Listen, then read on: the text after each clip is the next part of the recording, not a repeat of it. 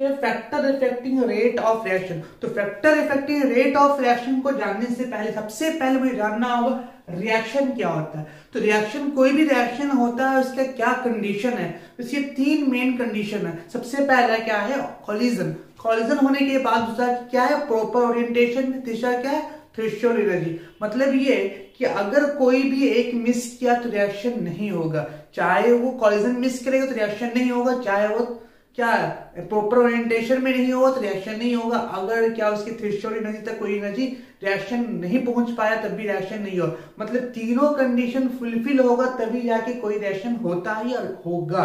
ठीक है, तो अब ये तीनों चीज क्या है ये जानेंगे। सबसे पहले हम समझते हैं क्या है कॉलिजन। तो क्या लिखा है, सिंपल लिखा है, collision chemical reaction when reactant molecule collide with each other collision is necessary all the reaction but not sufficient। मतलब ये कहने का कि कोई भी रिएक्शन होने के लिए कॉलिजन होना नेसेसरी कंडीशन है बट नॉट सफिशिएंट। कहने का कि इसी से सिर्फ रिएक्शन हो जाएगा ऐसा नहीं है। दूसरा क्या है, प्रॉपर ओरिएंटेशन। तो क्या है, कोई भी रिएक्शन होने के लिए कॉलिजन तो जरूरी है बट प्रॉपर ओरिएंटेशन में होना भी जरूरी है। अगर वो प्रॉपर ओरिएंटेशन में हो रहा है तब भी रिएक्शन होने का चांस है। अब अगर प्रॉपर ओरिएंटेशन में भी हो गया और कॉलिजन भी हो गया, दोनों हो गया तो कह नहीं सकते दोनों कंडीशन फुलफिल कर रहा है, बट एक कंडीशन फुलफिल नहीं कर रहा है थ्रेशोल्ड एनर्जी का, तो रिएक्शन नहीं होगा। अब प्रॉपर ओरिएंटेशन देखो क्या है, क्या होता है प्रॉपर ओरिएंटेशन, ये देखते हैं। तो प्रॉपर ओरिएंटेशन क्या है, कोई भी केमिकल रिएक्शन के लिए रिएक्टेंट मॉलिक्यूल जो है आपस में सही डायरेक्शन में कोलाइड होना चाहिए। सही डायरेक्शन में कोलाइड होने कहने का मतलब क्या, देखिए H जो है H2S, इन दोनों का डायरेक्शन क्या है, अपोजिट है। तो हम कह सकते हैं कि इम्प्रॉपर ओरिएंटेशन है। इम्प्रॉपर ओरिएंटेशन में कहने का मतलब कि प्रोडक्ट नहीं बनेगा क्योंकि यहाँ पे कॉलिजन भी हुआ है लेकिन प्रॉपर डायरेक्शन में नहीं हुआ, स्पेसिफिक डायरेक्शन में नहीं हुआ, इसलिए कहेंगे स्पेसिफिक डायरेक्शन में नहीं हुआ तो ये कॉलिजन, ये प्रोडक्ट नहीं बनने वाला। ठीक है, अब दूसरी तीसरी कंडीशन क्या है, the minimum energy present in the reactant molecule to take part in the chemical reaction is called threshold energy. तो थ्रेशोल्ड एनर्जी के बारे में हम थोड़ा सा यहाँ डिस्कशन कर लेते हैं, फिर इसी चैप्टर में आगे थ्रेशोल्ड एनर्जी के बारे में डिटेल डिस्कशन होगा। सिंपल सा ही अभी यहाँ पे कह सकते हैं थ्रेशोल्ड एनर्जी क्या है कि मिनिमम एनर्जी है किसी भी रिएक्शन को होने के लिए। मतलब ये तीन कंडीशन फुलफिल होना जरूरी है, कोई भी एक मिस हुआ तो रिएक्शन पॉसिबल नहीं है। सबसे पहला कंडीशन क्या है, collision. Collision is a necessary condition but not sufficient. Second condition क्या है, प्रॉपर ओरिएंटेशन। अगर प्रॉपर ओरिएंटेशन में कॉलिजन हो रहा है तो, और कॉलिजन भी है प्रॉपर ओरिएंटेशन में, तो ये दोनों कंडीशन एसेंशियल कंडीशन है बट नॉट सफिशिएंट, ये सफिशिएंट नहीं है। थर्ड कंडीशन क्या है कि थ्रेशोल्ड एनर्जी। थ्रेशोल्ड एनर्जी कहने का मतलब क्या, कॉलिजन में होना चाहिए, प्रॉपर ओरिएंटेशन में होना चाहिए और साथ साथ रिएक्टेंट मॉलिक्यूल के पास इतनी एनर्जी होनी चाहिए ताकि वो थ्रेशोल्ड एनर्जी रिएक्शन कर सके। ये तीनों चीज एक साथ फुलफिल होगा तभी कोई भी रिएक्शन होता है। अब बात करते हैं ये रिएक्शन के बारे में समझा। अब फैक्ट हम लिखा है क्या, factor affecting rate of reaction के बारे में। तो factor affecting rate of reaction के बारे में समझने के लिए हम लोग रिएक्शन समझ चुके हैं। अब देखते हैं effect of concentration of reactant. अगर हम क्या करते हैं, रिएक्टेंट मॉलिक्यूल का कंसंट्रेशन बढ़ा देते हैं। कंसंट्रेशन कहने का मतलब ये है नंबर ऑफ रिएक्टेंट मॉलिक्यूल बढ़ा देते हैं। अगर जितना ज्यादा रिएक्टेंट मॉलिक्यूल होगा, है ना, रिएक्टेंट मॉलिक्यूल ज्यादा होगा किसी स्पेसिफिक वॉल्यूम में आना है तो क्या है, एक स्पेसिफिक वॉल्यूम में 100 मॉलिक्यूल हैं। अब उसी स्पेसिफिक वॉल्यूम में कंसंट्रेशन बढ़ाने से 1000 मॉलिक्यूल आ गए। अब 1000 मॉलिक्यूल आने से क्या होगा कि नंबर ऑफ मॉलिक्यूल बढ़ेंगे। नंबर ऑफ मॉलिक्यूल बढ़ेंगे इसका मतलब कि ज्यादा से ज्यादा कॉलिजन होगा। ज्यादा से ज्यादा कॉलिजन होगा कहने के मतलब ज्यादा से ज्यादा मॉलिक्यूल जो हैं वो तीनों कंडीशन को फुलफिल करेंगे, इसलिए रेट ऑफ रिएक्शन ज्यादा बढ़ जाएगा। इसलिए rate directly proportional to the concentration होगा। क्यों, तीनों कंडीशन ज्यादा से ज्यादा मॉलिक्यूल क्या करेंगे, फुलफिल करेंगे। कॉलिजन भी ज्यादा होगा, फिर आगे प्रॉपर ओरिएंटेशन में ज्यादा होगा, मॉलिक्यूल ज्यादा है। उसके बाद तीसरा कंडीशन है थ्रेशोल्ड एनर्जी। ये तीनों कंडीशन एक साथ ज्यादा से ज्यादा मॉलिक्यूल फुलफिल करेंगे क्योंकि नंबर ऑफ मॉलिक्यूल्स ज्यादा है, तो मॉलिक्यूल ज्यादा होने की वजह से क्या होगा, ज्यादा से ज्यादा मॉलिक्यूल्स क्या करेंगे, इन तीनों कंडीशन को फुलफिल करेंगे, इसलिए कंसंट्रेशन बढ़ाने से रेट ऑफ रिएक्शन बढ़ेगा। Law of mass action, A ना B capital B of product, तो ध्यान देना चाहिए law of mass action valid तभी जब रिएक्शन क्या होगा बैलेंस होगा।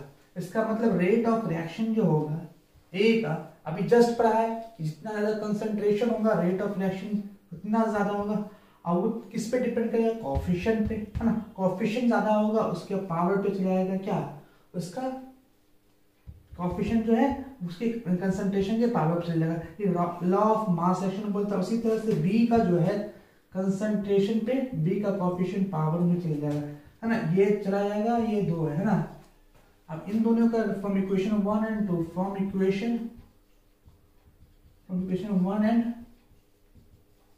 2, तो रेट डायरेक्टली प्रोपोर्शनल टू ए का कंसंट्रेशन और बी का कंसंट्रेशन। अभी प्रोपोर्शनलिटी को हटाएंगे तो कांस्टेंट देगा k इंटू कंसंट्रेशन ऑफ ए और बी का कंसंट्रेशन ऑफ बी। ये रेट ऑफ रिएक्शन है किसी भी रिएक्शन के लिए।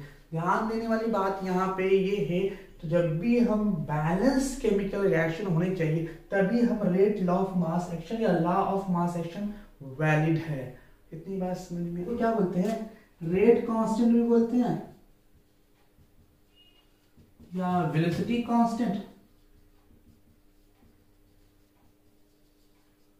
या रेट कांस्टेंट, या इसको बोलते हैं स्पेसिफिक रेट कांस्टेंट। ठीक है, ये जो k इज इक्वल टू क्या है, इसको रेट कांस्टेंट, वेलोसिटी कांस्टेंट और स्पेसिफिक रेट कांस्टेंट के बारे में। Specific rate constant, if concentration of A concentration of B both are equal, concentration of A concentration of B दोनों क्या इक्वल इक्वल टू 1 के बराबर होगा, तो कह सकते हैं कि k जो है ना,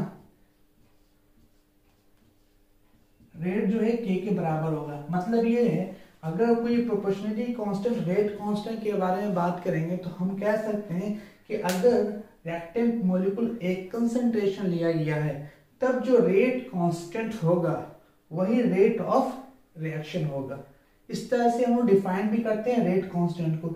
अगर रिएक्टेंट मॉलिक्यूल का कंसंट्रेशन एक मोलरिटी है तो कह सकते हैं कि जो भी रिएक्शन का जो रेट होगा वही क्या होगा, रेट कांस्टेंट के बराबर होगा।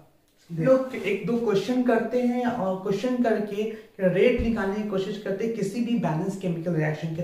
कुछ एक्सपेरिमेंटल डाटा से कुछ question, rate directly proportional to concentration of A, rate directly proportional to concentration of B. अब इस तरह का क्वेश्चन तुम्हारे सामने दिया रहेगा, एनसीईआरटी में भी इस तरह का क्वेश्चन गिवन है, मुझे निकालना है कि रेट ऑफ रिएक्शन क्या होगा। तो इस तरह का क्वेश्चन को अगर तुम डायरेक्टली नहीं सॉल्व करना चाहते हो, अगर तुम मेथड वाइज, तो बहुत लंबा क्वेश्चन सॉल्व हो जाएगा।